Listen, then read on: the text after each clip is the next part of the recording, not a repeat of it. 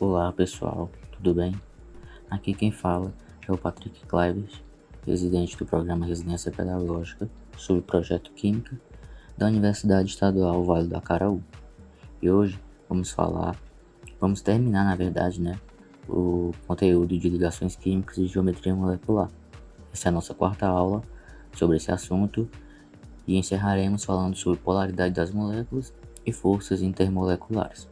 E essa aula tem os seguintes objetivos que pretendem ser alcançados ao final dela. O primeiro é relembrar o conceito de eletronegatividade, o segundo, compreender a polaridade das moléculas, e o terceiro, entender o conceito de forças intermoleculares e os tipos de forças existentes. Então, dito isto, vamos iniciar a aula. Então, pessoal, iniciando a aula, eu começo falando sobre a polaridade das moléculas e um questionamento, o álcool ele se mistura com a água, já o óleo ele não se mistura com a água.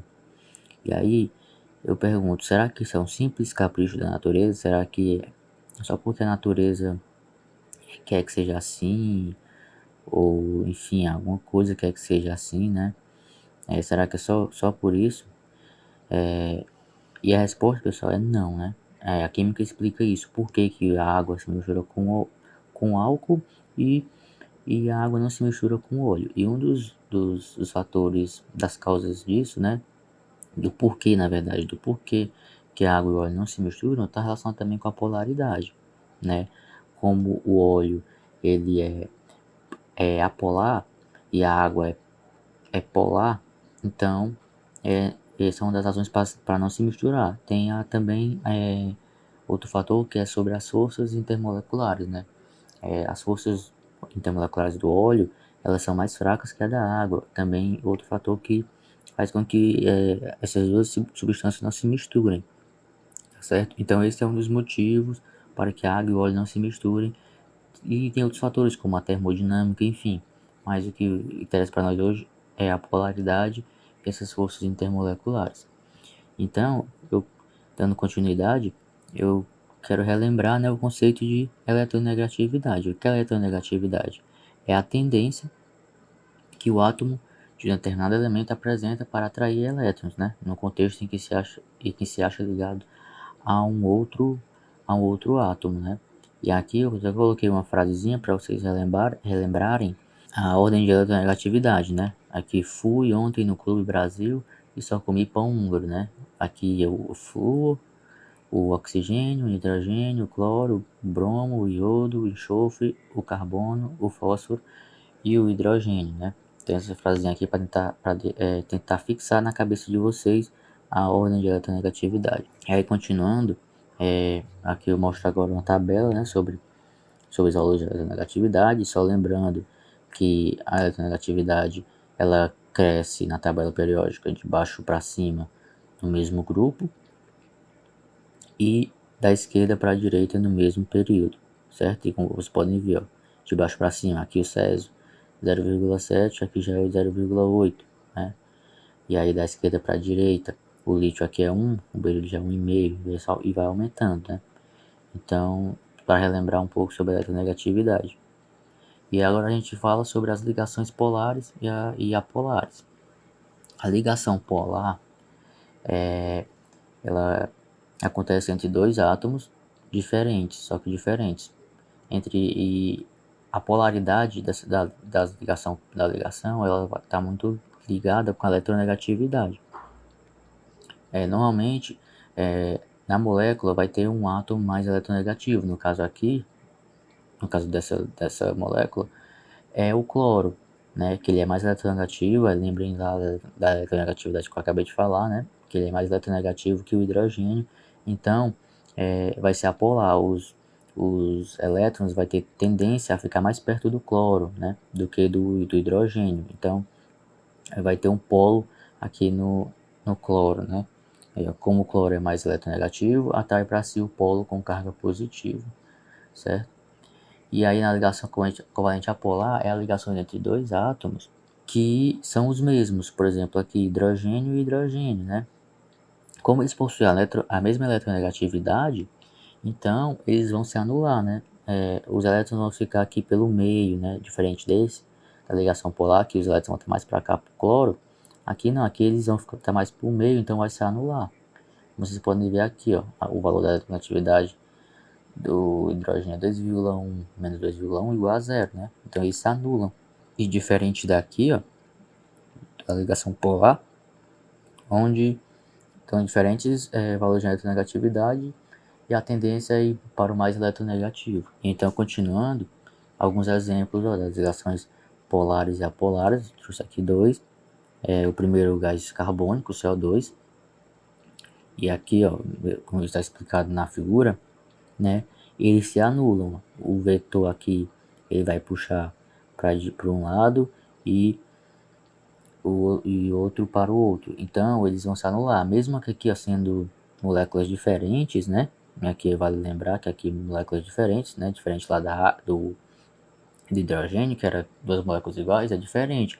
Porém, como o oxigênio ele é mais eletronegativo que o carbono e como tem duas moléculas, os dois vão puxar para o seu lado, né? Para cá e para cá.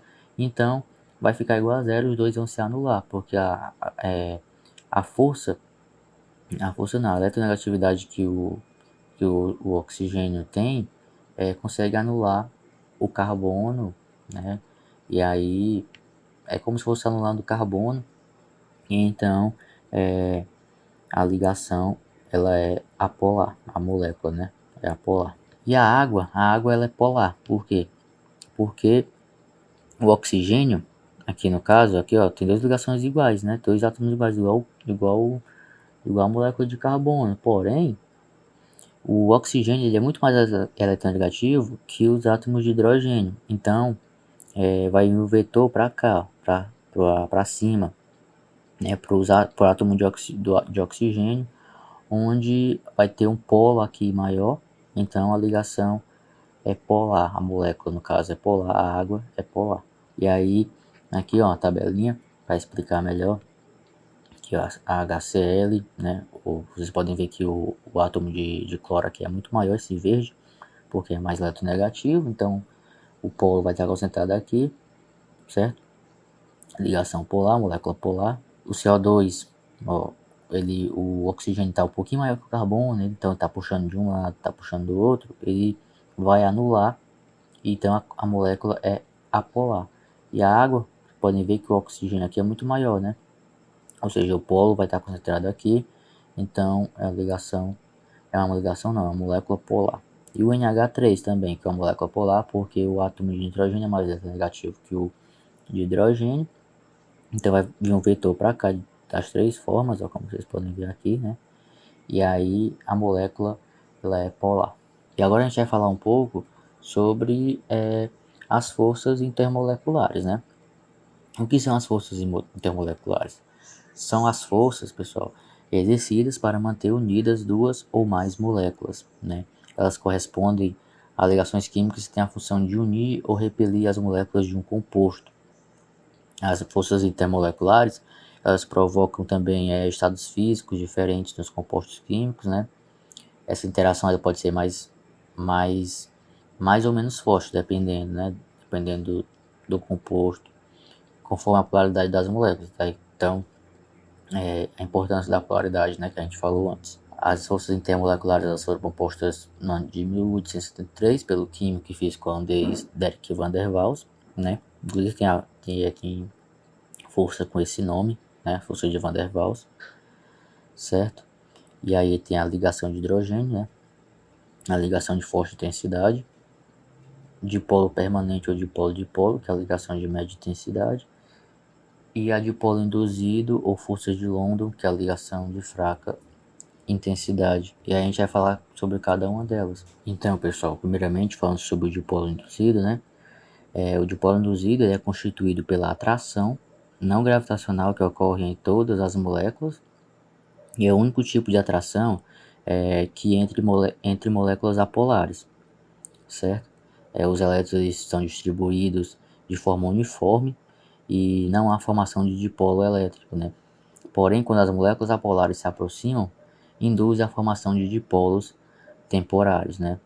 Então, nos estados físicos, sólido, sólido e líquido, as moléculas elas estão tão próximas que formam-se uma deformação instantânea das nuvens eletrônicas e originam-se polos positivos e negativos. E aí, dando continuidade, a gente fala agora sobre dipolo, que ocorre entre as moléculas dos compostos polares, né? E é considerada a interação de força intermediária.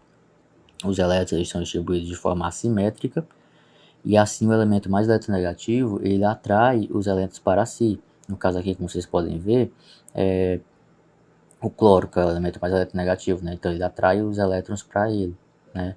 Então aqui é de forma assimétrica e o cloro está pegando, está atraindo, né, os elétrons para ele, certo? Nas ligações de polo, as moléculas também, as moléculas são polares. As moléculas polares, né, interagem de maneira que os polos opostos sejam preservados. Como esse exemplo aqui, ó, que a gente pode ver, né, do cloro, a gente percebe a interação de polo que ocorre devido à atração entre os polos de carga oposta. O hidrogênio aqui positivo, o cloro negativo, né? E como eu falei, o polo negativo, que é o cloro, ele atrai o positivo, que é o hidrogênio. E a gente pode falar agora sobre as ligações de hidrogênio. O que é a ligação de hidrogênio? A ligação de hidrogênio ou ponte de hidrogênio, né? Também tem esse nome. Vocês podem encontrar nas literaturas por aí esse nome, ponte de hidrogênio. Ocorre em moléculas polares, que têm o hidrogênio unido a elementos eletronegativos e com volume atômico baixo, como o oxigênio, o flúor e o nitrogênio. É a força intermolecular mais forte, vale destacar isso, pois existe uma grande diferença de eletronegatividade entre os elementos. Então, por esse motivo, ela é uma das ligações mais fortes que tem, certo? Um exemplo de ligação de hidrogênio, né? Eu trouxe três, mas eu destaco aqui o exemplo da água, né? Na água líquida, essa interação ocorre de forma desordenada, enquanto que no gelo as moléculas dispõem-se, né, dispõe-se tridimensionalmente a uma estrutura cristalina organizada, certo? Então, a ligação de hidrogênio é a ligação mais forte que tem, né? É uma das ligações mais fortes, na verdade, por conta disso, né? Que ela é diretamente ligada a um dos três elementos químicos aqui, o flúor, o oxigênio e o nitrogênio. E aí, continuando, agora, para finalizar, depois de falar sobre polaridade, as forças intermoleculares, eu trouxe dois exercícios para a gente finalizar a aula, que diziam o seguinte: compostos HF, NH3 e H2O apresentam elevados pontos de fusão e de ebulição quando comparados a H2S e HCl. Por exemplo, devido. E aí, por que apresentam elevados pontos de fusão e ebulição comparado esses dois elementos aqui, né? Qual o motivo? E qual é o porquê que eles apresentam isso, né? É devido às ligações de hidrogênio. A resposta certa é a letra C. Como eu falei anteriormente, o hidrogênio está ligado ao flúor ou ao nitrogênio ou então ao oxigênio, então eles vão ter elevados pontos de fusão e de ebulição comparado a outros, né? Que são menos eletronegativos, então é por esse motivo que esses três elementos possuem elevados pontos de fusão. Então, pessoal, agora eu trago aqui outro exercício que fala o seguinte: qual dentre as moléculas abaixo é apolar? Dessas aqui, a gente tem que ver agora qual dessas moléculas é apolar, né? A água a gente descarta, né? Porque o oxigênio, ele é mais negativo, então ele não é uma molécula polar, apolar no caso, ela não é uma molécula polar, né? Então a gente descarta. O HCl também não é, porque o cloro ele atrai elétrons, né? Então o polo maior é no cloro devido à sua eletronegatividade. O BCl3, o BCl3 é apolar, né? Porque apesar de ser quatro átomos na molécula, né? O cloro, como ele é mais eletronegativo que o boro, né? Então ele vai puxar dos três lados, né? Então vai fazer uma força anulando, né, essa molécula, então ela é apolar. Os outros aqui não são, a letra D e nem a letra E, certo? Na resposta certa é a letra C. E até representado aqui, ó, a molécula, né? Como o cloro está distribuído em 3 partes aqui na molécula, então ele vai anular, porque ele é mais negativo que o boro. Então ele puxa aqui e puxa aqui, anula, fica igual a zero, então a molécula é apolar, certo, pessoal?